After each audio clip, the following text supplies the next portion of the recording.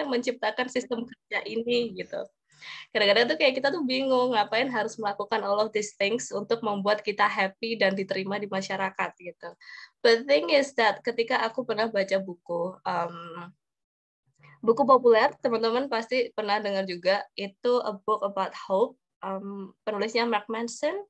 Dia tuh ngomong kalau misalnya ketika seseorang itu tidak mempunyai hope atau tidak mempunyai harapan di hidup, I think susah banget untuk orang itu sebenarnya untuk melanjutkan hidupnya gitu.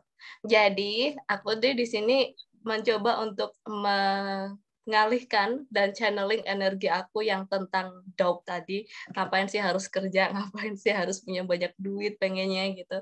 Aku channel that energy into something that is really positive daripada aku ngelakuin sesuatu itu biasa-biasa aja. I think it will be more impactful kalau aku mempunyai dream yang gede gitu. Agar at the end of the day, aku sebenarnya bisa helps other, dan juga aku lebih senang untuk menjalani hidup ketika ada challenge. Ketika kita misalnya jalan hidup, kalau misalnya cuma A, B, C, D, tapi nggak pernah ngerasain E sampai Z, sometimes kan kita bosan ya. So dengan untuk mempunyai dream ini sebenarnya ini men-challenge aku sendiri untuk lebih konsisten dengan diri sendiri dan juga lebih mengenal diri sendiri dan tahu apa yang aku mau gitu. Boleh next?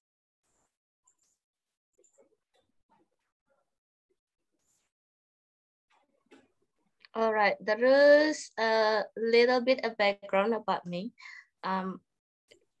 Kalau kita pernah pernah dengar tentang 16 personalities, kan ada macam-macam ya. Tapi sebenarnya menurut aku personality kadang-kadang kita nggak harus melabeli diri kita sendiri, atau kita nggak harus untuk cocok atau fit in di suatu personality. After all, di dunia ini ada ratusan juta manusia. Jadi at the end of the day, if you do not feel that you are fitting in one personality, it's actually okay, karena kamu sendiri yang sebenarnya bisa mengenali diri kamu sendiri gitu. The thing that I want to communicate here is that 16 personalities itu waktu aku tes MBTI-nya adalah INTJ. Itu tuh ditulis kalau misalnya dia itu emang born leader gitu. Aku senang banget kalau misalnya bisa being a leader di suatu project perhaps, atau sesuatu things yang aku emang tertarik gitu. Jadi aku tuh feelingnya selama dari kecil itu make winning feels like a sport. The thing is that aku juga anak terakhir, jadi menangan, sukanya menang. Ada sisi-sisi egois juga of course, dan itu apa yang aku tahu, yang aku kenali dengan diri aku sendiri gitu. Ini apa ya, ketika aku memenangkan sesuatu itu jadi kayak ketagihan gitu loh teman-teman. Jadi kayak oke nih, misalnya kalau kuliah dulu, oke nih semester ini ngapain nih, oke udah juara 1, semester depan ngapain ya, terus 1 tahun lagi ngapain ya, 1 tahun lagi achievementnya apa aja ya gitu. Aku dulu ambis banget, tapi sekarang nggak terlalu ambis sih, tapi tetap ambis gitu. Tapi dulu tuh kayak aku ketagihan untuk winning something gitu, atau untuk achieve something. This might sound boastful atau sombong, tapi I hope this can actually deliver the concepts in terms of kita, no matter who you are, aku yang bukan siapa-siapa aja bisa untuk achieve something gitu. Apalagi teman-teman yang juga di sini hebat-hebat gitu. Untuk melakukan suatu proses, siapapun itu pasti akan mulai dari nol. As long as you actually want it dan kamu tahu apa yang kamu mau, it's actually okay. Gitu. Contohnya, misal nih, for example di BTID sendiri, let's say within 2 years, aku sama Monica punya BTID, dia establish partnership with 15 countries lebih, komunitasnya banyak, dan juga partner sama government organization. The thing is that kita ketika awal punya BTID itu bosen sih sebenarnya, kayak aduh ngapain ya hidup gini-gini aja nih, ya udah bosen bikin BTID gitu. We didn't expect kalau misalnya BTID sampai sekarang gitu, kayak banyak teman-teman yang ternyata concern banyak tentang gender equality dan tourism, terus ternyata bisa kenalan networking sama banyak orang gitu. Terus kemarin kita juga waktu ikut startup competition, kita kayak masuk jadi what is that? Apa tuh namanya? We achieved some sort like a 20 best startups, ya dipilih gitu dari beberapa startups, terus kita bikin Anjani, kayak Anjani some sort like a project that the WTID Pride yang kita punya sekarang kayak organisasi sendiri yang nantinya di bawah Women in Tourism Indonesia, even though sekarang juga masih belum ada apa-apanya ya guys. So the thing is that we have the concept, we have the idea, mereka appreciate, and it turns out that it's actually really good. Dan ya itu adalah sesuatu yang apa ya, yang selama ini aku sendiri suka gitu. Aku pokoknya harus menang nih gitu. Aku pokoknya harus achieve something sih gitu. And it makes me who I am today as a leader, dan gimana aku selalu melihat apa sih yang sebenarnya bisa aku lakukan untuk achieve something. Even though it actually means sometimes it seems like it is impossible, but actually it is possible. Kalau misalnya kita sudah terbiasa untuk dream big, there is a pattern in it gitu. Ketika kita bermimpi itu penting banget guys, karena tanpa mimpi kita susah banget untuk menjalani hidup gitu. Ketika kita bermimpi, aku encourage teman-teman untuk selalu mengejar mimpi itu, dan try to be consistent about things that you do. Karena ketika kamu melihat pattern dan melihat step untuk achieving the dream, kamu mulai mau untuk menuju satu step, it's actually really good, karena eventually ketika kamu bisa manifest something, it will happen. For me, ketika kamu kerja keras, apa yang kamu achieve dan apa yang kamu dapatkan itu tidak akan mengkhianati kamu, percaya, karena what I actually rasakan selama ini memang itu. Of course in some parts kita fail gitu ya, pasti ada failure. But the thing is that it is okay untuk merasakan kegagalan daripada nggak nyoba sama sekali. Kalau misalnya nggak nyoba sama sekali nih, aku pernah nih something kayak misalnya aku dulu pengen nih kuliah di ITB gitu, terus habis itu aku nggak nyoba untuk daftar di ITB. Sampai sekarang aku nyesel nih, kenapa ya dulu aku nggak nyoba gitu. So yeah, it's just one of part of the story yang aku bikin sebel kenapa dulu nggak nyoba gitu. So it's better to actually mencoba, whether kalian fail atau enggak, it's part of the experience. At the end of the day, you still learn about it. Gitu.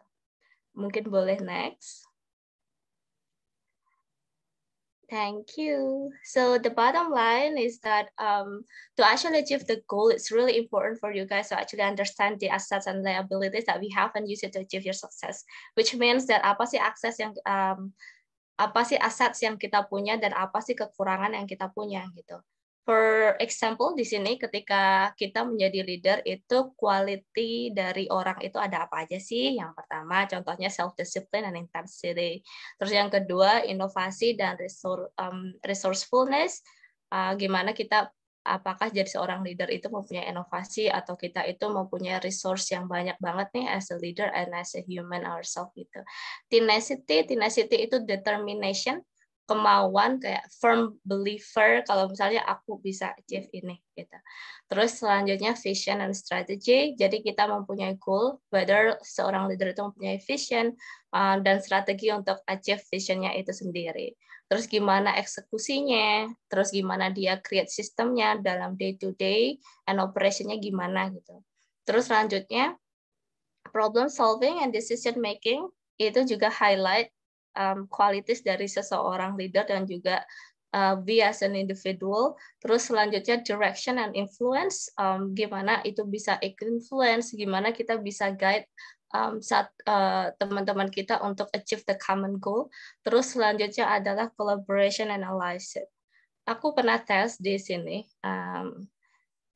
Beberapa teman-teman juga pernah tes, Sari, Monica, Paul, teman-teman WTID. The test is that untuk mengetahui apa sih sebenarnya aset sama liabilities kita gitu. Terus di sini ditulis nih, Laksi bagusnya di self discipline, intensity-nya, inovasi, tenacity, vision, strategy, and blah blah blah. The thing that I am not doing good is that gimana aku bisa kolaborasi sama orang, sama allyship, sama direction and influence. Terus kadang-kadang problem solving dan juga decision making, karena sometimes aku juga galau, nggak bisa decide. And collaboration and allyship is something that is really hard for me, karena dulu aku tumbuh bukan seorang yang social butterfly gitu. Suka ngobrol sama teman, terus bisa ngobrol duluan. Aku tuh nggak bisa, guys, dulu. But right now, I've eventually get better untuk lebih trying to do the kinship dan lebih peduli tentang teman-teman di sekitar aku gitu. Dulu tuh kayak bodo amat gitu. Tapi so that's the thing that you know gitu.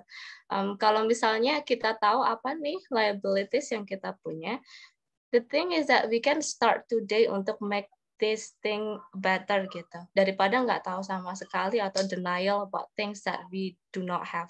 Karena itu penting sekali ya kita as a human untuk keep on changing, karena kalau kita nggak change, ya gimana kita mau jadi lebih baik gitu. So the thing is that, dan ketika kalian menjadi leader, it's really important to actually know this kind of traits. Jadi ketika mau achieve the common goal, what kind of team that you should have. Orang yang, oh berarti aku jelek nih di collaboration and allyship. Cari seseorang juga yang bisa memfulfill ini. Contohnya Monica ini bagus nih tentang collaboration and allyship. That's why kita kalau misalnya di Women in Tourism Indonesia saling melengkapi gitu. Monica bisa ngurusin anak-anak, bisa Monica tuh bisa seseorang yang bisa ngobrol dan relate sama orang. Aku tuh susah banget jujur bisa relate sama orang. It's really hard for me gitu. Tapi Monica can actually do that. It's really important to actually to know this. Jadi ada orang yang bisa sebenarnya melengkapi kamu as a someone and as a person yourself gitu. Terus selanjutnya adalah define your definition of self success gitu.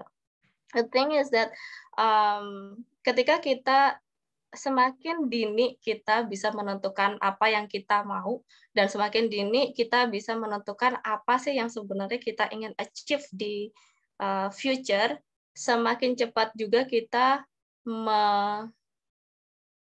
meng-create, membuat strategi yang kita punya supaya kita itu bisa achieve the goal that we have gitu. Of course, aku sering dengar sih, even my dad also told me kalau misalnya mimpi itu bisa berganti setiap 2 tahun or even 5 tahun, and sometimes perhaps in the future ketika kamu retire pengen jadi penulis buku gitu. At the end of the day malah pengen jadi orang lain gitu. For example, my dad ketika dia retire dia pengen jadi penulis. Tapi tiba-tiba setelah retire 2 bulan sebelum retire malah pengen punya kolam koi. Itu kan kayak kok gitu sih gitu, dalam 1 tahun langsung ganti, padahal dia pengen jadi writer dari zaman dahulu kala, dan emang ketika dia kerja tuh pengen jadi writer, terus tiba-tiba pengen kolam koi, pengen jualan koi, pengen jadi petani koi, something that is kaget gitu kadang-kadang. But thing is that we know that dream itu bisa evolve gitu. Tapi bukan berarti kalau untuk dreaming itu harus satu, konsisten juga nggak berarti harus begitu. Ketika kamu konsisten untuk tahu apa yang kamu inginkan itu bagus, tapi kalau misalnya ternyata at the end of the day it change, it's also good. The thing is that ketika kamu udah tahu apa yang kamu mau, at least you experience something ya, kamu experience the thrill, deg-degannya, challenge-nya, dan lebih mengenal tentang diri kamu sendiri gitu. Ketika kamu bisa tuh garis bawahin the bottom line, what things that you have, you eventually manifest that dream gitu, dan itu membantu kamu untuk inspire kamu untuk mempunyai dream-dream yang lainnya. Perhaps shifting sedikit tidak apa-apa, as long as you have hope, as long as you have a dream, that's the thing that is really important as a human for you to have gitu. For example, aku dreamnya, kalau misalnya kita lagi sharing nih sekarang, dari tadi aku kayak ngomongnya gila nih orang ini ambis banget gitu. Aku pernah nih nge-tweet di Twitter aku, it is really funny kalau hampir semua orang itu menganggap aku tuh pengen sesuatu yang grand, yang gede banget. But the thing is that the definition of my success is that making this world inclusive, friendly, and help others to achieve their own success. Aku tuh paling seneng, definisi dari sukses aku itu sendiri adalah ketika aku bisa membantu orang lain. Udah, itu aja yang aku pengen. Karena ketika aku bisa membantu orang lain, dan ini dunia bisa inclusive friendly, nggak necessarily untuk setiap orang aja, it's actually making me happy gitu. Ketika ini bisa ke-achieve dan aku merupakan salah satu part dari orang-orang yang bisa membantu teman-teman yang mungkin tidak mempunyai kesempatan itu menjadi seseorang yang lebih baik gitu. That's something that I really want. Tapi the thing is that to achieve this it's not really easy. Karena kita harus punya influence yang bagus and we have to be someone yang really powerful or even strong to actually help the others. Karena kalau misalnya kita enggak strong enough ya gimana kita mau help the others gitu. Sometimes it needs power and it needs money as well to actually help the others and it's actually okay, itu konsekuensi yang harus aku ambil gitu. At the end of the day, itu harus emang aku achieve sesuatu yang sebelum menuju untuk dreamnya itu sesuatu yang emang aku harus achieve, ya it is what it is. Karena itu membuat aku happy ya kenapa enggak gitu. Mungkin bisa next. Alright, ini kata-kata berikutnya. If motivation is overrated, environment often matters. Apa yang aku katakan sekarang, ketika misalnya kita bangun, at some point, ketika aku juga experience quarter life crisis, even 1 bulan yang lalu, I can say kalau aku nggak ada motivasi untuk hidup sama sekali, like for a whole month. Aku nggak pengen kayak udahlah tidur aja aku capek kerja gitu. The thing is that ketika motivation itu terlalu overrated, susah banget untuk dapat motivation. Environment often matters. Kenapa? Ketika orang-orang bilang punya teman itu nggak boleh pilih-pilih, for me punya teman itu necessary sekali untuk pilih-pilih. Kamu bisa punya banyak acquaintance, but the thing is that you have to circle yourself dengan orang-orang yang mungkin mempunyai visi atau bisa membantu kamu untuk lebih baik. Itu paling gampang ketika kita pengen achieve something. Karena eventually ketika kita ngelihatnya teman-teman, aku punya teman gila dia hebat banget gitu. At least it motivates us at the end of the day karena circle-nya seperti itu gitu.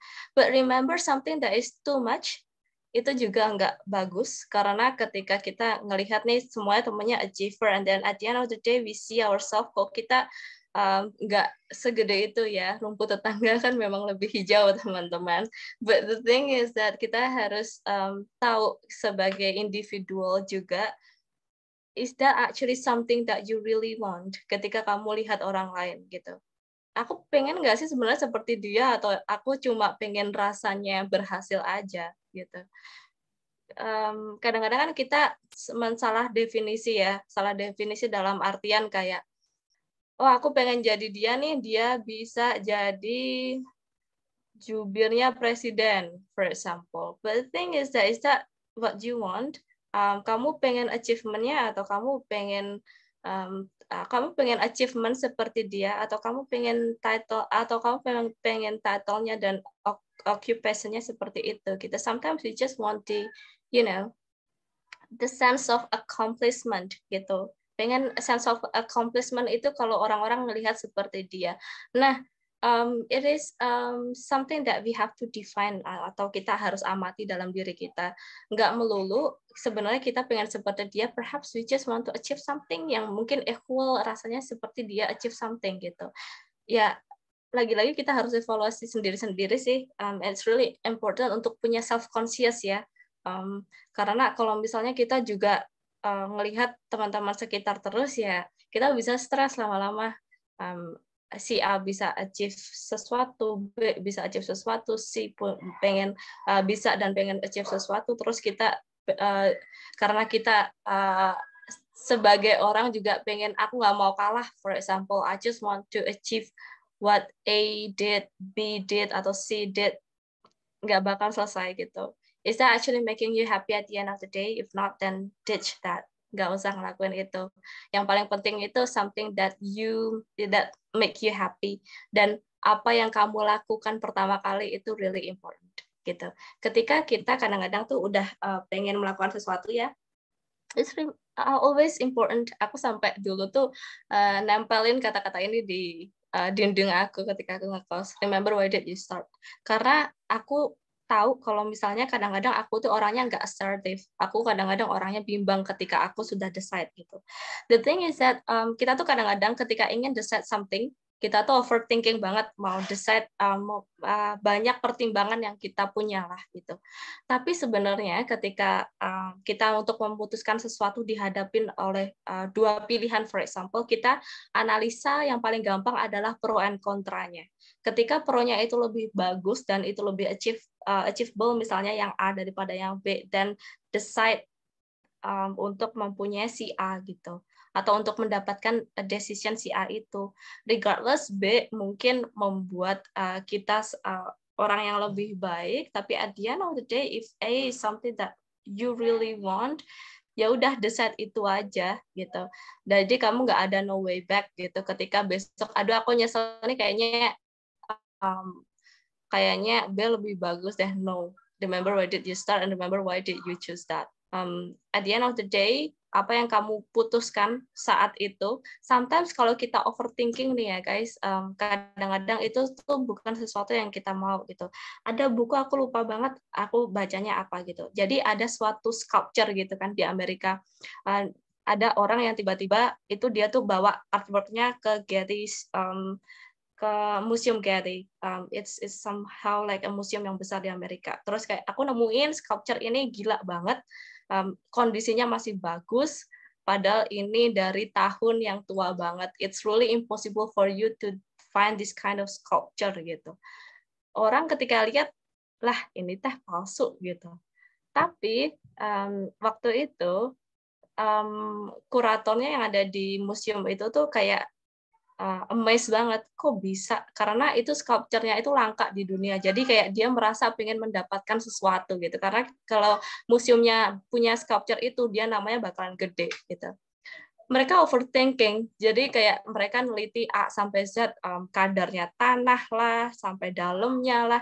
So at the end of the day, they decide untuk beli itu sculpture, karena ketika mereka teliti itu memang asli gitu. Tapi ketika dilihat oleh kasat mata, padahal itu enggak gitu. Akhirnya karena banyak doubt dan udah didesain untuk beli, karena sculpture itu sebenarnya originalnya dari Europe, terus akhirnya itu sculpture didatangi oleh orang-orang Europe. Si museumnya itu kayak datengin art kurator lainnya gitu.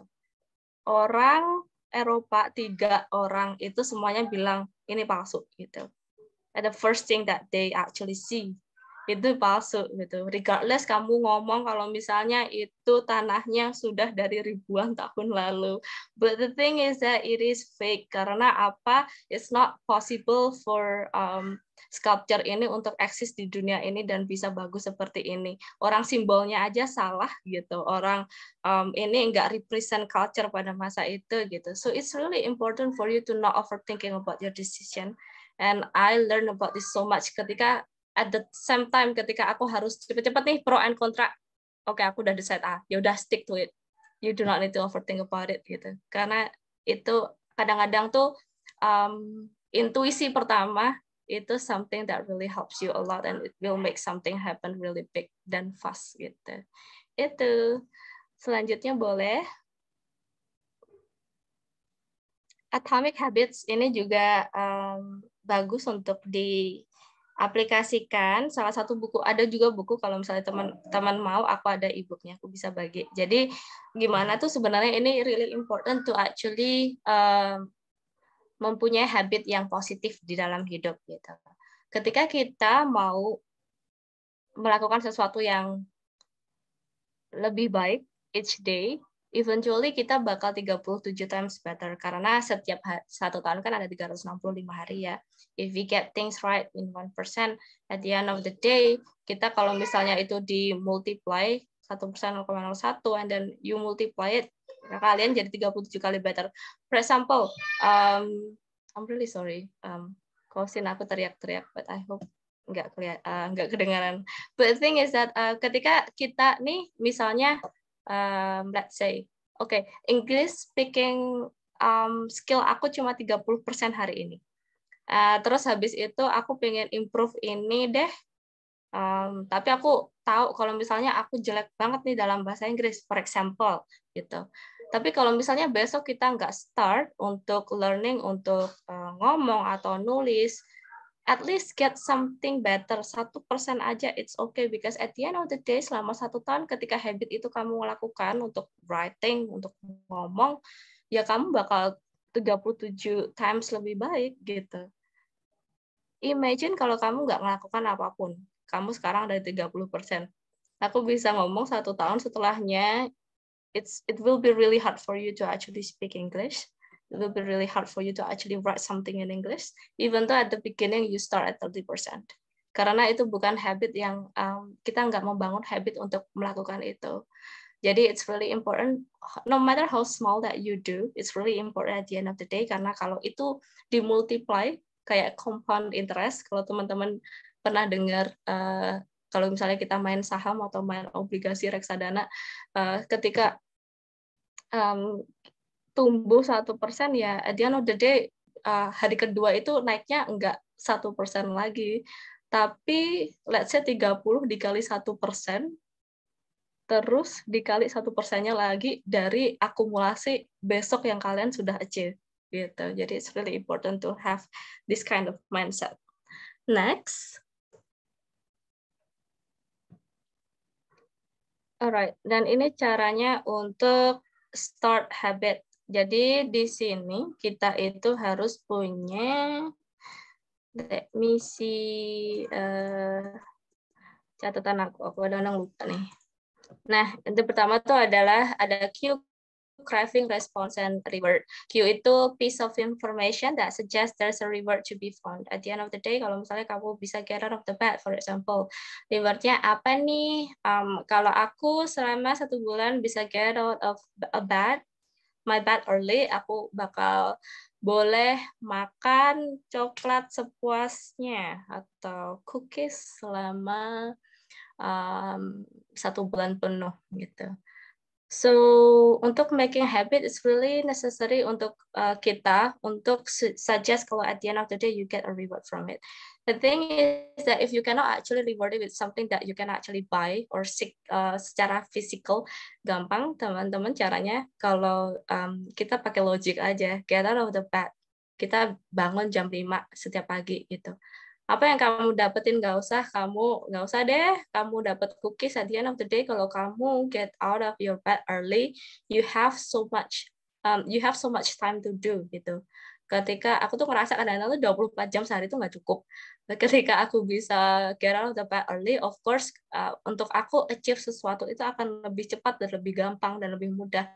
Even kalau I have a time left, aku bisa melakukan suatu pekerjaan itu perfectly gitu. That is the thing that I want to say to myself setiap hari ketika aku pengen change the habit, for example. Ketika sesuatu itu lebih baik, aku hasilnya apa nih rewardnya? Orang jadi lebih percaya sama aku nih gitu. Orang jadi ngelihat kalau aku itu kompeten dalam bidangnya. It's actually a reward gitu. Terus tapi sebelum itu kamu harus mempunyai cue-nya untuk set the mindset gitu. Information yang suggest there will be a reward to be found at the end of the day. Terus selanjutnya ada craving. Craving itu motivation untuk change something to get the reward.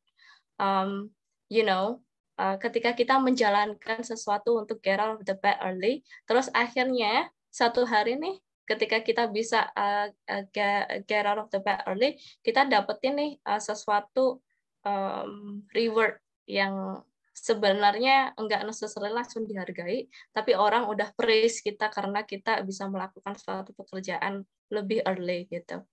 1 step lebih early.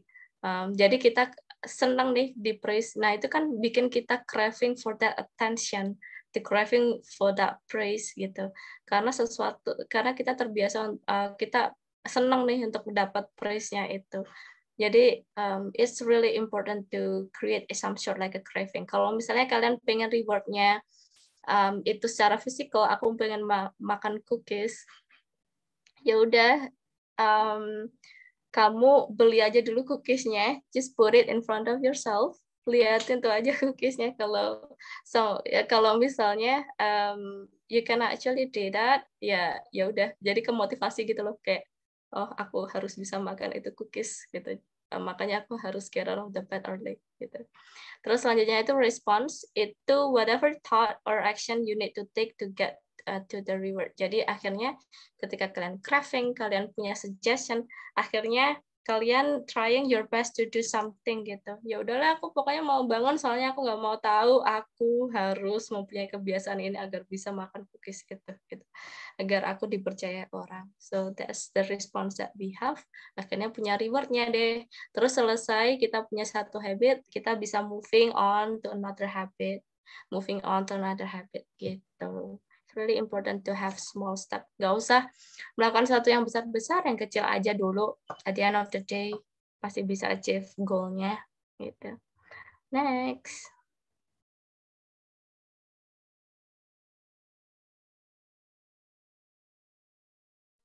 To jump in a project. Singkat aja ya. To jump in a project is really seru sebenarnya.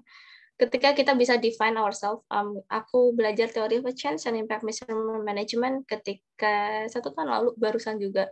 Ternyata ini impactful untuk manage kita punya goal. For example, di sini aku pengen nih coba untuk kerja di startup lain contohnya. Karena aku kan ada di sebuah startup, tapi aku contohnya pengennya di startup lain gitu.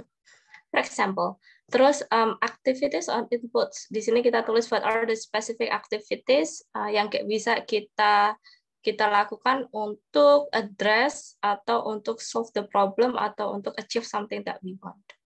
Oke, aku melakukan apa ya enaknya gitu. Oke, aku harus experience challenging task in management level gitu. Assisting banyak support agent, terus sesuatu yang challenging itu aktivitas yang kita lakukan. Terus outputnya apa nih, immediate result of our activities gitu. Jadi akhirnya orang-orang tahu, ih gila Lexi ini bisa loh sebenarnya. Dia manage banyak tim, and timnya itu salah satu key client yang ada di startup sekarang gitu. At the end of the day, someone actually believe me to create the KPI, some sort like apa ya standar untuk jadi voice support agent yang bagus tuh gimana gitu. Karena aku kemarin bisa nge-manage atau nge-lead teman-teman yang voice support agent. Terus outcomes-nya apa? People are looking for me, mereka dependent on me to handle the VSA, untuk train the VSA atau difficult clients yang ultimately need VSA atau voice support agent gitu, for example.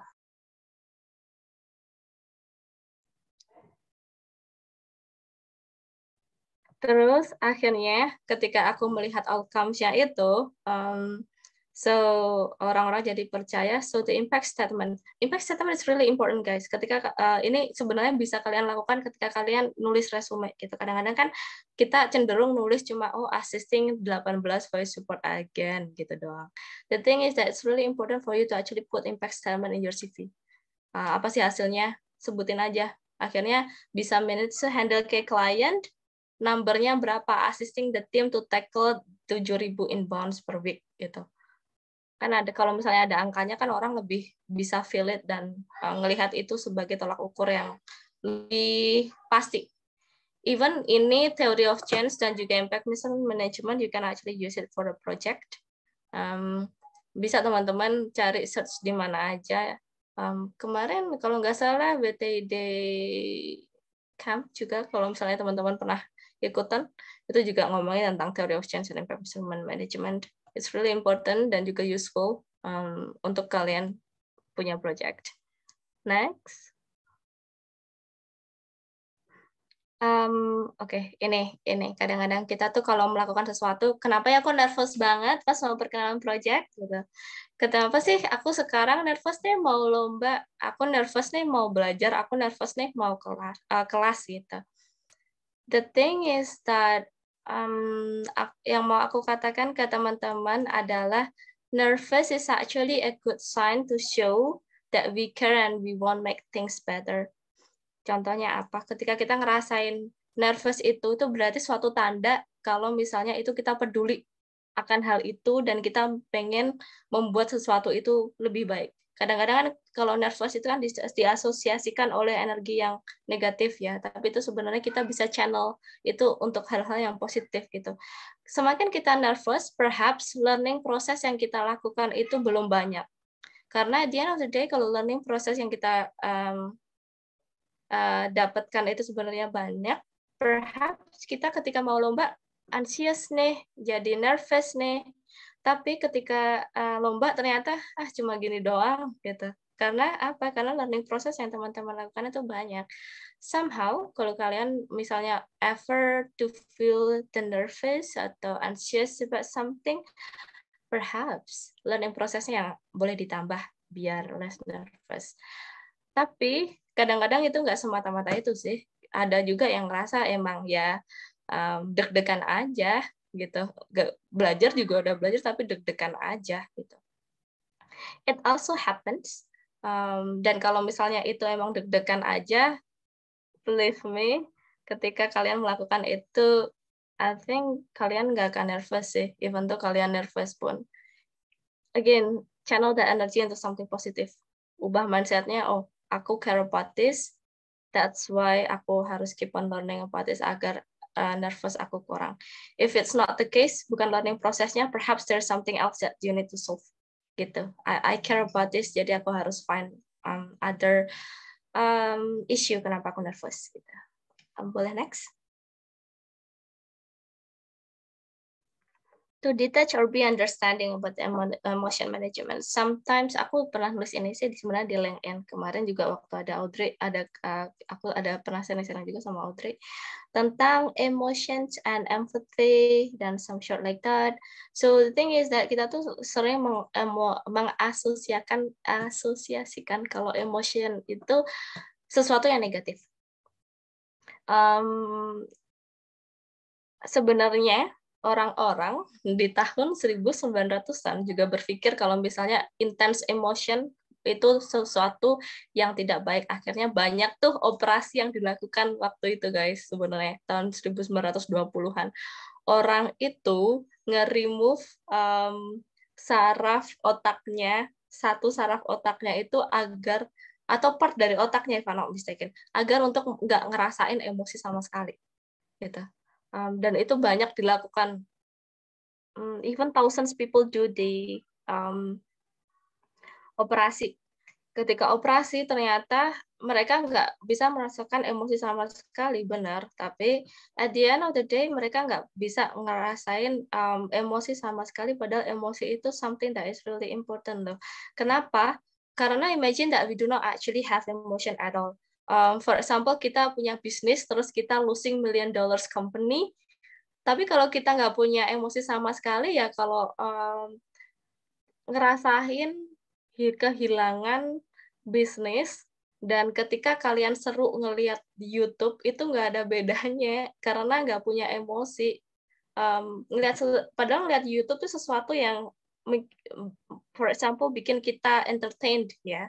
Dan kalau misalnya losing $1 million company itu kan satu yang bikin kita sad. Tapi kalau misalnya kita nggak punya emosi, we wouldn't be able to actually feel that karena kita nggak punya emosi gitu.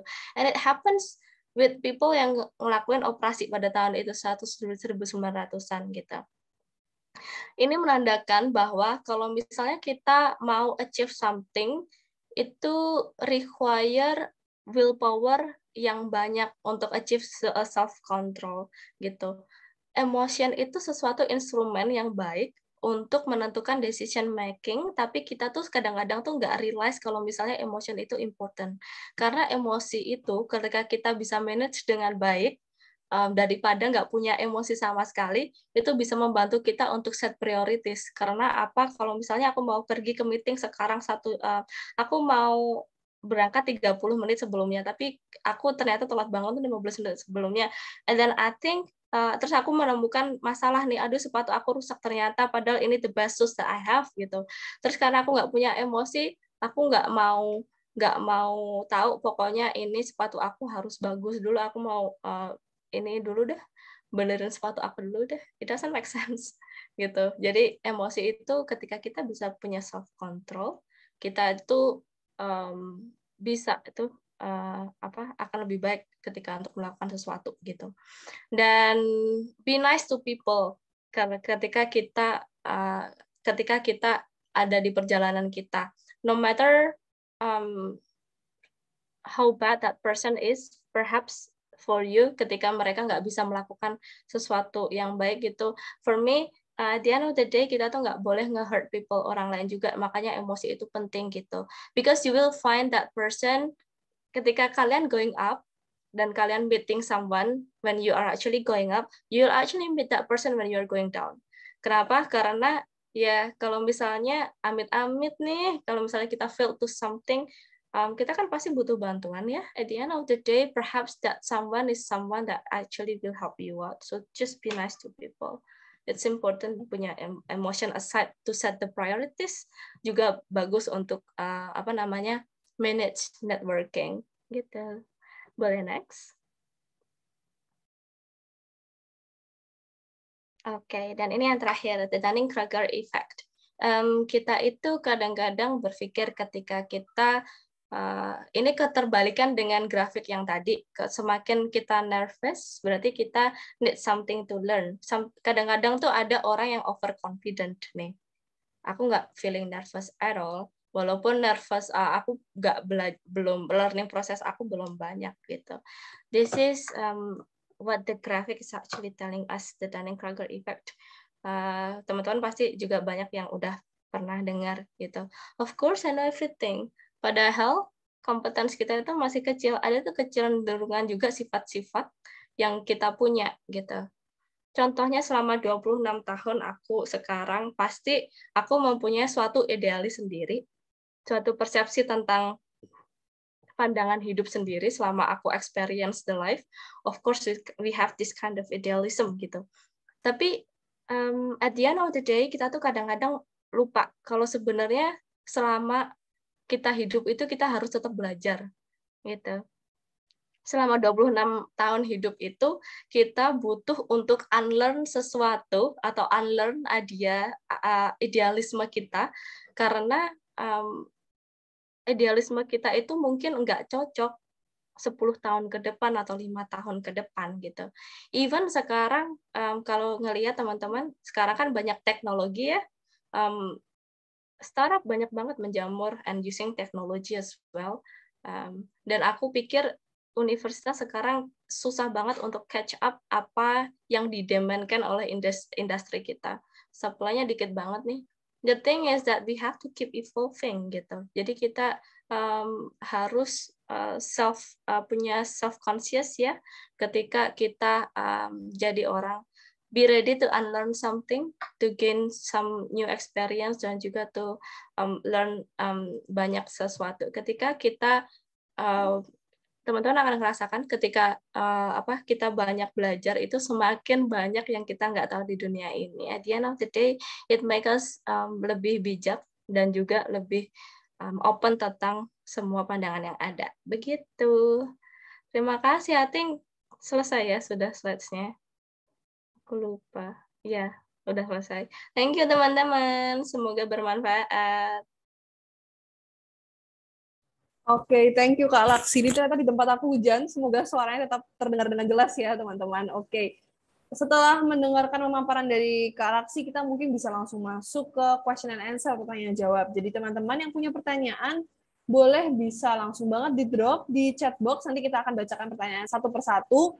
Atau kalau ada teman-teman yang mau open mic, juga silahkan bisa langsung raise hand ya teman-teman. Boleh banget nih, silahkan yang punya pertanyaan atau pengen sharing-sharing cerita ke Kak Laksi dan juga ke teman-teman yang ada di ruangan ini, boleh banget. Oke?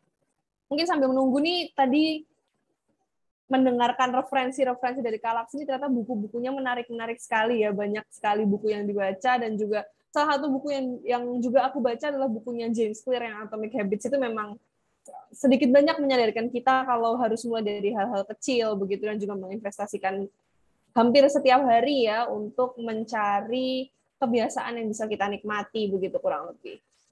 Oke, apabila teman-teman ada yang mau menyalakan mikrofonnya untuk bertanya juga boleh, silakan dengan raise hand. Lalu bisa juga diketik di chat box ya teman-teman, silakan. Mungkin untuk mengawali pertanyaannya dari aku sendiri, aku pengen bertanya nih ke Kak Laksi mengenai achieving the impossible gitu ya. Mungkin karena kaitannya dengan WTID juga sebagai salah satu mahasiswi pariwisata gitu ya. Kesulitan yang paling dirasakan ketika setelah lulus dan kemudian mencari pekerjaan, apalagi mencari pekerjaan yang linear itu sepertinya tantangan ya Kak di hari-hari saat ini begitu dengan jurusan gitu. Itu boleh Kak diceritain untuk memotivasi teman-teman yang sekarang juga berkuliah di bidang studi pariwisata. Makasih Audrey. Ya sih challenging banget. Buktinya aku belok jalur juga. Nah, tapi aku beruntung sih sebenarnya masih di bidang customer support karena kalau misalnya belajar pariwisata tuh kan belajar hospitality juga ya, walaupun waktu di kampus juga nggak diajarin hospitality banget gitu. Um, Apa ya, tips aku itu just keep doing what you can do. Karena kalau misalnya ya lagi-lagi kalau misalnya kita nggak melakukan apapun itu kan juga nggak enak ya rasanya kita nggak bisa upskill kita punya experience soft skill dan knowledge gitu. Uh, Kalau misalnya aku ngomong idealis, of course ada satu mimpi, aku pengen jadi konsultan pariwisata puter-puter dunia, puter-puter Indonesia lah paling enggak gitu. Itu idealis yang aku punya. Tapi kan nggak segampang itu untuk jadi konsultan. Perhaps kita harus learn so many things, so much thing gitu.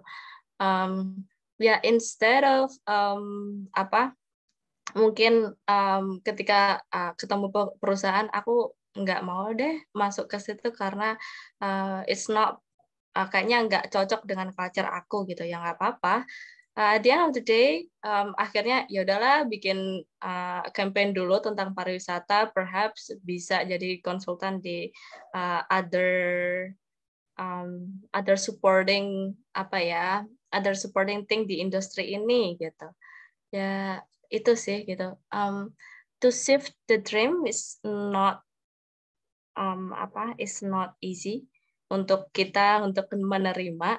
Tapi at the end of the day, ketika aku ternyata masuk dalam terjun suatu bidang, it's really easy for me sebenarnya untuk suka terhadap sesuatu.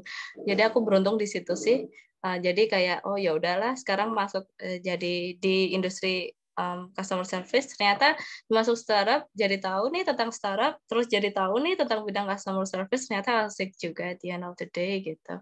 Itu sih Audrey, just keep on doing what you can do. At the end of the day, it will actually useful di kemudian hari gitu.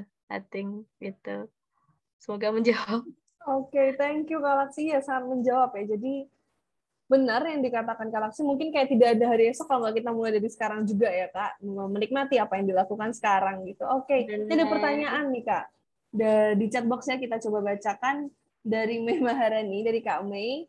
Aku izin tanya, kalau untuk tes yang bisa kita ketahui soal akses dan kelebihan kita itu di mana sih? Dan kalau selain lewat tes itu, cara yang efektif untuk mengetahui aset atau memetakan kelebihan kita itu apa ya? Terima kasih. Makasih Mei pertanyaannya. Sebenarnya waktu itu ini sih guys, karena waktu itu kita lagi ikut program Mei, terus kayak kita tuh ada tes psikologi gratis gitu, kayak ngisi berapa ratus questions gitu. Aku lupa kemarin, nanti aku share individually ya. Kayak ada suatu website yang dia itu bisa mengetahui apa kita itu traits-nya seperti apa gitu sebagai seorang leader dan sebagai seorang yang mempunyai skill seperti apa, cenderung yang seperti apa gitu. Tapi at the end of the day bagus untuk mengikuti tes gitu. Tapi akan bisa juga teman-teman itu sebenarnya reflecting on ourselves gitu. Caranya refleksi yang paling aku sering lakukan adalah trying your best untuk mempunyai self conscious di mana kayak oke, aku hidup di hari ini regardless future-nya seperti apa dan past aku tidak akan mendefinisikan aku. Jadi aku hidup di hari ini, aku detach dari emosi, dari apa yang aku rasakan dulu dan kemudian hari untuk mengetahui aku sendiri. Misalnya dari skill-skills yang ada tadi ada 8. What do you think? Laksi, kamu lihat dari orang ketiga, Laksi, kamu tuh untuk ini kayaknya kamu jelek deh, kamu kayak ini untuknya kayaknya lebih bagus deh gitu. Kadang-kadang kita nggak butuh tes itu, tapi kita cukup mengenali diri sendiri. Kalau misalnya Mei mau 8 itu tadi dari asset sama liabilities-nya dianalisa aja dengan pertanyaan-pertanyaan gitu. Mungkin contohnya di situ ada collaboration and allyship. Setelah mengikuti tes, aku sadar kalau memang collaboration allyship aku itu jelek gitu. Tapi sebenarnya aku itu dari dulu udah sadar loh, tapi aku denial aja ketika aku masih muda gitu. Coba mengenali diri sendiri. Jadi instead of kalau misalnya kayak susah banget nih mengenali ikut tes gitu. Kenali diri sendiri aja. There always be pertanyaan yang kamu munculkan ketika kamu bisa detach from yourself, emosi dan kawan-kawan. Karena after all, kita nggak perlu label ya untuk fit into suatu kondisi gitu. As long as you actually understand yourself, itu bisa digunakan lanjut kok. Tapi kalau mau ada tes leadership banyak di Google, cuma aku lupa. Ada yang bagus satu, ntar aku share. Tapi nggak tentang itu, tapi lainnya, leadership lainnya gitu. Semoga membantu. Oke, terima kasih Kak Laksi jawabannya. Jadi memang perlu ya menganalisa kebutuhan dan juga kondisi diri sendiri begitu ya.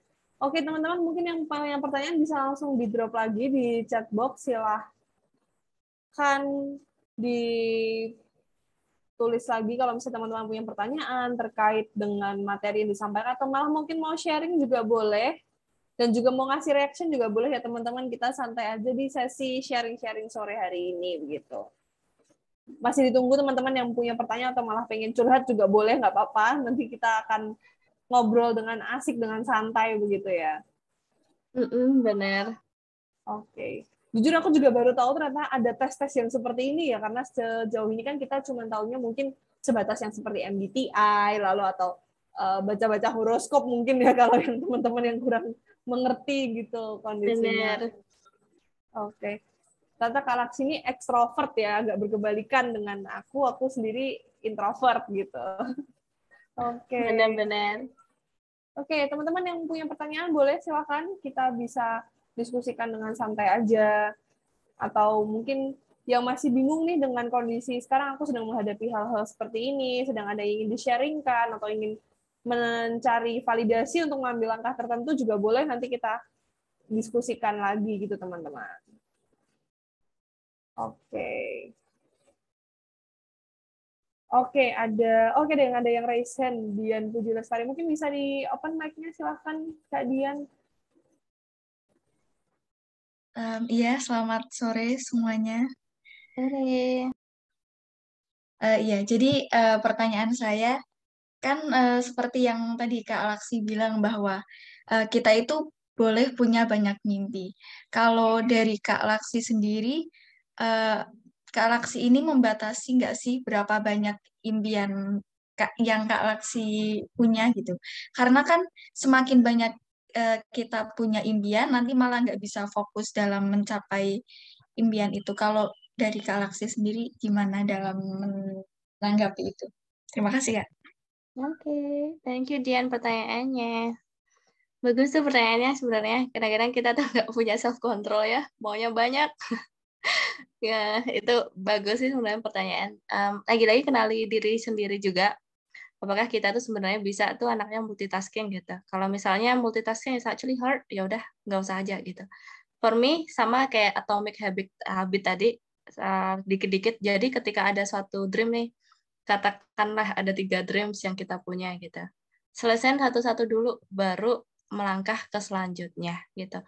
Tapi aku saranin juga nggak langsung 3-3-nya langsung sih, karena sehebat apapun kita multitask, kadang-kadang kelepasan dan nggak maksimal untuk menjalani 3-3-nya sekaligus. Akan lebih baik kadang-kadang, tapi again, kenali diri kalian sendiri, tapi kalau aku sih nyamannya sebenarnya walaupun aku suka multitasking dan aku gampang bosan, lebih enak ketika punya satu dream kita achieve dulu satu ini aja gitu. Tapi kalau udah mulai aduh aku bosan nih konsentrasi di satu ini terus, ya udah it is okay to start another thing, as long as itu kita bisa mempunyai self conscious lagi ya, konsisten dan juga komitmen untuk melakukan 2 hal yang secara bersama gitu. Ya jadi kayak decide aja dari awal kita maunya seperti apa gitu. it's okay to have many dreams as long as we have the self control, asal kita bisa bertanggung jawab dengan diri sendiri, dan juga nanti ke depannya kita nggak overwhelmed dengan dreams yang kita punya gitu. Itu sih, semoga membantu. Iya Kak, terima kasih Kak. Mau tanya lagi boleh nggak Kak? Boleh banget. Ya kan tadi ya ini mungkin sedikit menyimpang sih dari materi hari ini. Jadi tadi kalau nggak salah dengar Kak Laksi itu juga bilang bahwa eh, kalau Kak Laksi itu merasa bisa sukses kalau misal Kak Laksi udah berhasil membantu orang lain. Kalau misal saya salah, maaf ya Kak. Nah, kalau menurut Kak Laksi sendiri, apakah kita perlu untuk pilih-pilih bantu orang lain, Kak? Terima kasih, Kak. Oke, pertanyaan yang bagus juga. Sebenarnya ketika kita apa ya, setelah kita merasakan ya, kayak kita bantu orang-orang yang ada di sekitar kita, ada satu orang yang traits-nya ketika dia let's say dikasih pelajaran. Kalau pelajaran tuh sering positif, tapi coba kita netral ya. Kita coba netral. Kayak misalnya kita ada si A itu kita kasih education seagar dia itu future-nya 5 tahun ke depan bisa kerja sesuai apa yang mereka impikan, misalnya kayak gitu. Terus kita ketemu B nih, si B ini ternyata dia lebih membutuhkan bukan edukasi, tapi mungkin kinship gitu. Pengen disupport secara emosional agar dia pengen agar dia itu bisa achieve dream-nya. Ada si C mungkin lebih butuh material untuk sebenarnya achieve dream-nya. Apakah kita harus pilih-pilih? Menurut aku untuk bantu semua orang itu boleh, tapi lihat kapasitas diri kita sendiri. Jangan sampai ketika kita misalnya membantu itu akan menyusahkan kita gitu. As long as kita masih bisa membantu, kayak why not gitu. Kalau misalnya impact-nya benar-benar bagus ya. Dan aku kadang-kadang tuh juga sering self doubt sih, kayak ragu kadang-kadang untuk membantu orang gitu. Tapi jangan lupa kalau misalnya kita itu sebagai human, sebagai manusia itu mempunyai intuisi gitu. Karena kalau kita ngomong secara spiritual dan keagamaan kan kita kan diciptakan oleh Allah dan atau Tuhan itu dengan kasih gitu. Jadi kan kita mempunyai feeling beda dengan creatures lainnya. Kita mempunyai kasih sayang gitu dan kita mempunyai intuisi as a human. Kalau misalnya pertama-tama nih kita pengen bantu orang, kayak kita ngerasain, oh, I actually have a good feeling about this, bantu aja. If you do not have good feeling about it, kalau kayaknya nggak make sense nih, ya udah nggak usah bantu, ngapain gitu.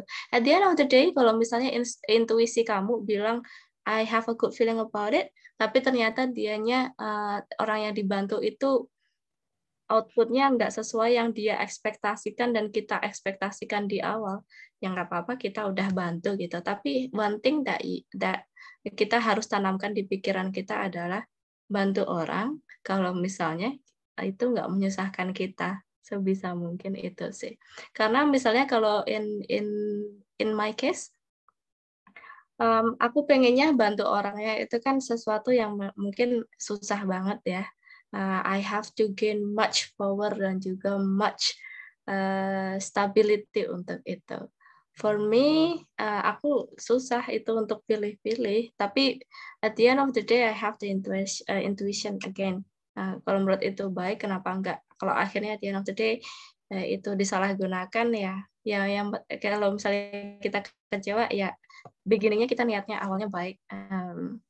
Insya Allah at the end of the day juga bagus gitu. Itu sih. Semoga membantu ya. Iya, Kak. Terima kasih, Kak Laksi. Sama-sama.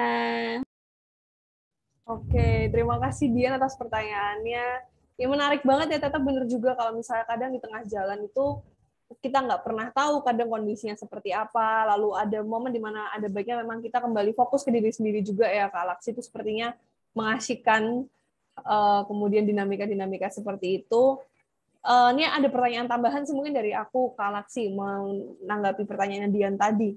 Bagaimana kemudian kita menyikapi atau seperti ketika kita ada di komunitas begitu ya, atau di dalam suatu kelompok, ketika kita menyadari kalau dirasa kita harus step down sedikit nih dari posisi kita atau dari job description kita yang sudah sebelumnya kita tempuh karena memang mungkin personal issue yang kita tidak bisa jelaskan begitu.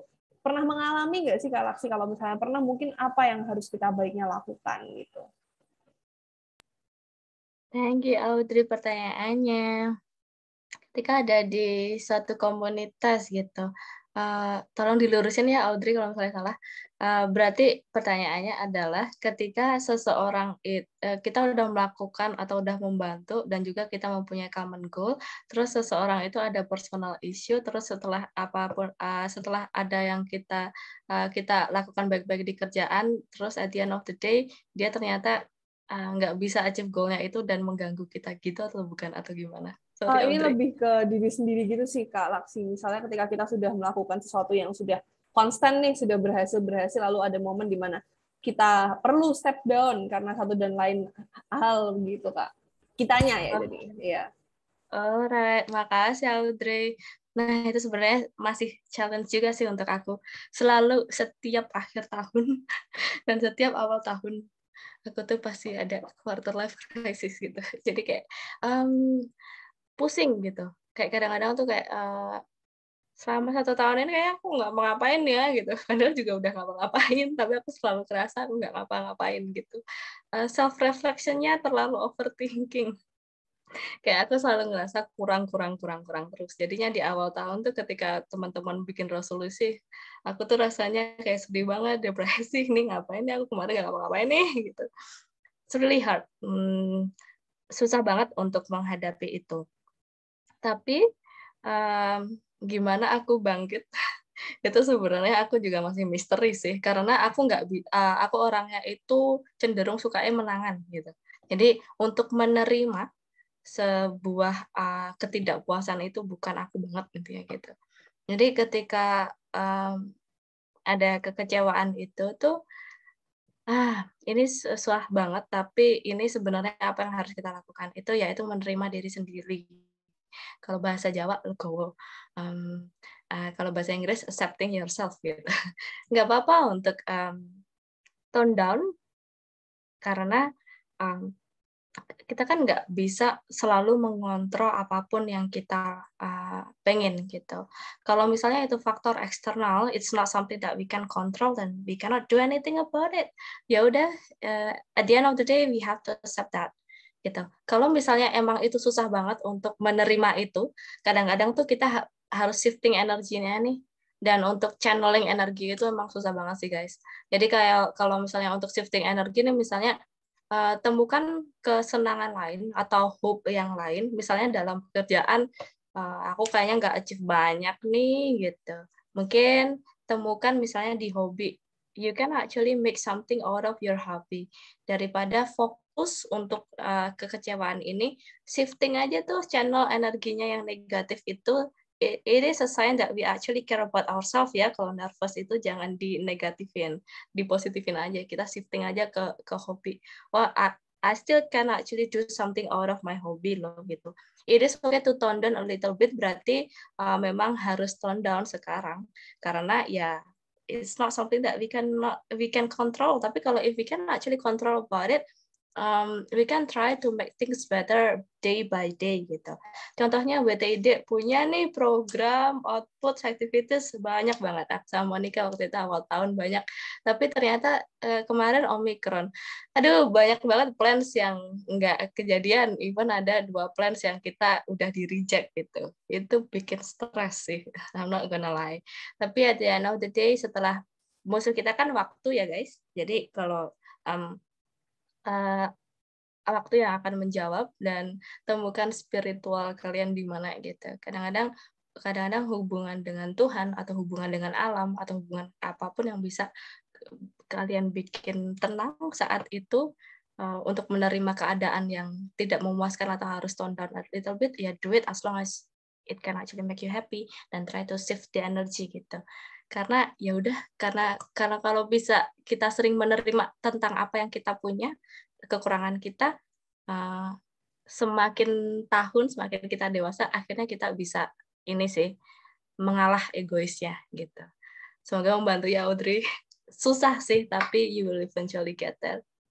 Ya, betul. Menginvestasikan energinya itu bener tadi ya, Kak. Maksudnya harus asertif, dan itu kayaknya bakalan jadi pembelajaran seumur hidup mungkin untuk kita selalu. Ya. Oke, mungkin terakhir ya, kita punya pertanyaan. Ada Meira yang udah raise hand di sini. Silakan Meira untuk mengaktifkan mikrofonnya. Thank you, Audrey. Thank you, Kak Laksi. Sorry, aku belum bisa open cam, tapi Gak apa-apa. Jadi sebenarnya ini tuh menarik banget sih. Aku di sini kayak mungkin mau bertanya sambil curhat aja, barangkali kayak Kak Laksi tuh pernah mengalami hal yang sama juga. Jadi aku tuh sangat tahu bahwa diriku ini adalah tipe orang yang ambisius, yang goal getter, terus kayak harus total gitu apapun gitu. Cuman akhir-akhir ini gitu, mungkin ada ya di 2 bulan terakhir gitu, aku merasa kayak aku tuh kayak kehilangan spark gitu. kayak kayak di hidup aku tuh kayak jadinya biasa-biasa aja gitu. Kayak aku tuh nggak ada semangat yang seperti biasanya. Mungkin kan kemarin ambisius gitu, terus kayak semangatnya tuh terus ada gitu. Bahkan bisa sampai apa ya istilahnya empowering each other gitu, kayak ya buat teman-temanku. Tapi sekarang tuh aku kayak ngerasa apa ya, kayak biasa aja gitu hidup tuh gitu. Aku tuh kayak nggak ada semangat yang gimana-gimana gitu. Padahal dibilang bosen juga seharusnya nggak bosen gitu, karena kayak kehidupanku sekarang tuh cukup variatif lah, kayak pasti ada aja hal yang baru di kerjaan atau di kuliah atau bahkan di organisasi gitu. Tapi aku tuh ngerasa kayak enggak, ini tuh aku tuh dibilang sedih juga enggak, tapi kayak lebih ke hilang aja gitu semangatnya, kayak aku tuh nggak ada spark gitu dalam apa ya, dalam mengerjakan hal-hal ini. Jadi kayak aku ngerasa aku tuh kayak jadi lebih biasa gitu, kayak sekarang tuh kayak nggak apa ya, kayak malah jadi kayak apa ini kayak tanda-tanda aku pengen pensiun kah gitu, tapi I'm only 20 gitu, kayak tiba-tiba pensiun gitu kan. Kayak jadi kadang aku kayak ngerasa ini apa ya yang salah gitu, dan aku tuh kayak masih belum tahu gitu. Mungkin Kak Aksi bisa bantu sharing gitu sedikit sebagai insight buat aku. Thank you. Makasih Meira.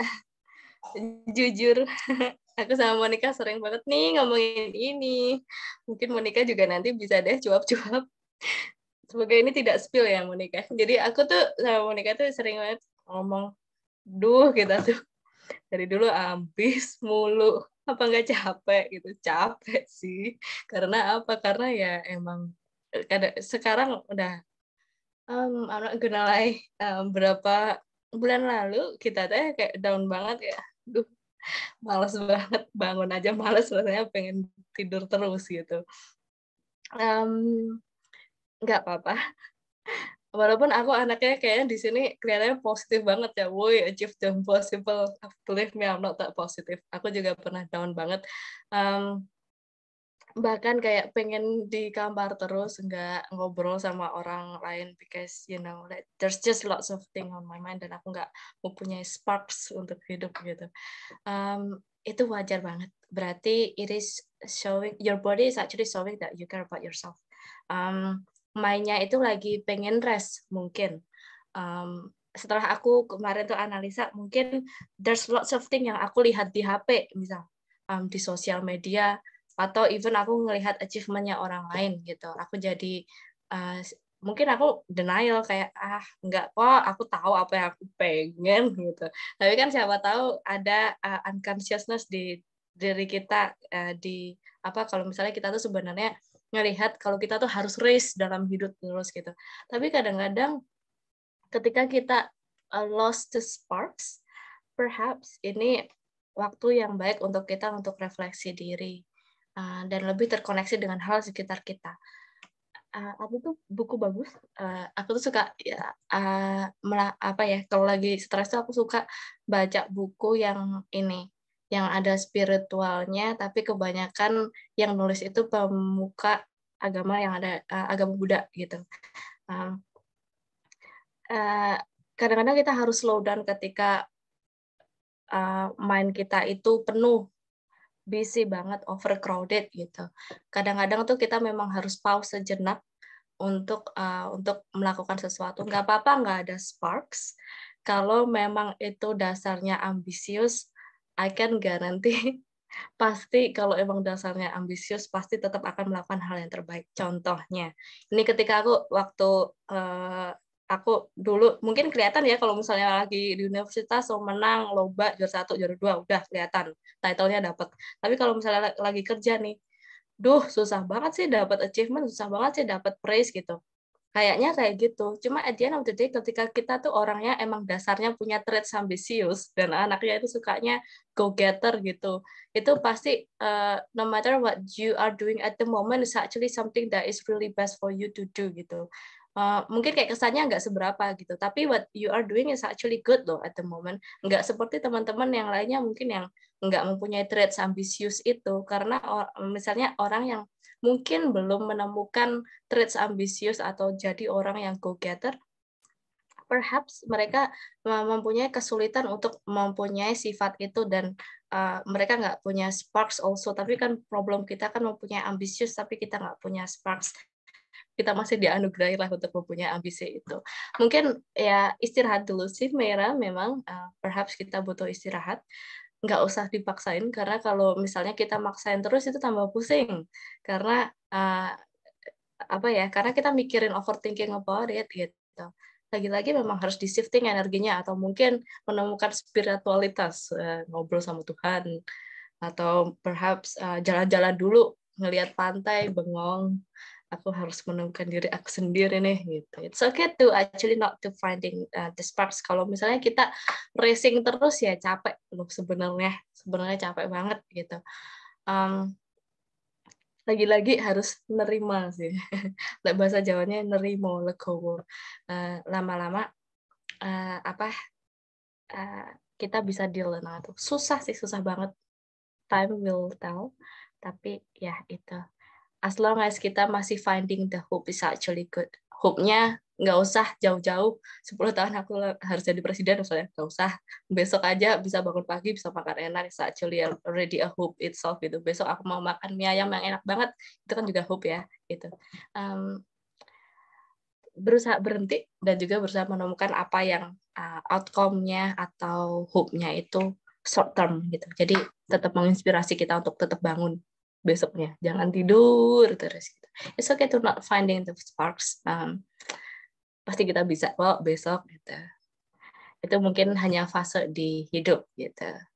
Perhaps kalau misalnya itu terlalu overwhelming, bisa seek for help to friends, cerita ke teman-teman, itu melegakan banget. Even though nggak ada solusi, cerita itu ke teman-teman itu bikin kita lega. Oh, ternyata this actually that is going on my mind at the moment gitu. Itu sih, semoga membantu, Mera. Iya, Kak Laksi, terima kasih banyak ya. Akan ku praktekkan. Terima kasih. Sama-sama, Mera.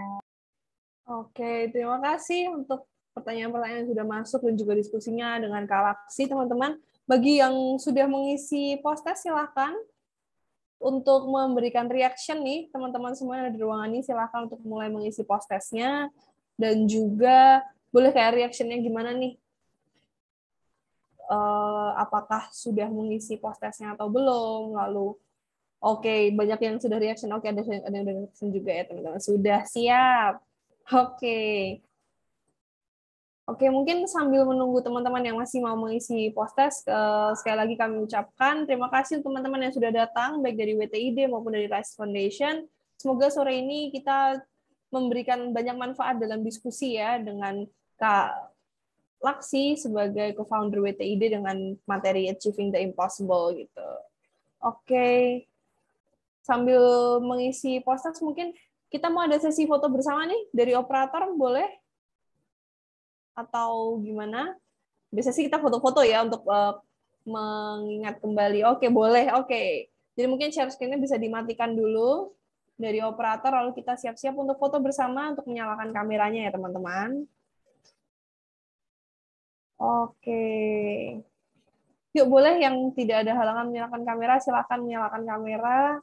Kita tunggu semuanya untuk foto bersama nih. Oke. Supaya mukanya kelihatan jelas ya. Tadi kita mungkin lebih banyak melihat layar gitu, nggak sempat lihat muka teman-teman satu sama lain. Silahkan kita akan foto bersama. Oke, ditunggu yuk sambil menyalakan kameranya. Oke, malam minggu tapi hujan, lalu juga bulan Ramadan sebenarnya bisa mulai untuk foto, oke, dari operator, oke. Yang screenshot dari Lintang ya, bisa? Aman? Oke, siap. Oke, kita mulai ya. Kita siap, aku nanti hitungnya 3, 2, 1, lalu semuanya bisa pose ya teman-teman, oke? Siap ya, 2 kali atau 3 kali nggak apa-apa, nanti kita lihat ya. Oke, untuk yang pertama siap ya, 3, 2, 1. Oke, satu kali lagi mungkin teman-teman gaya bebas, silahkan.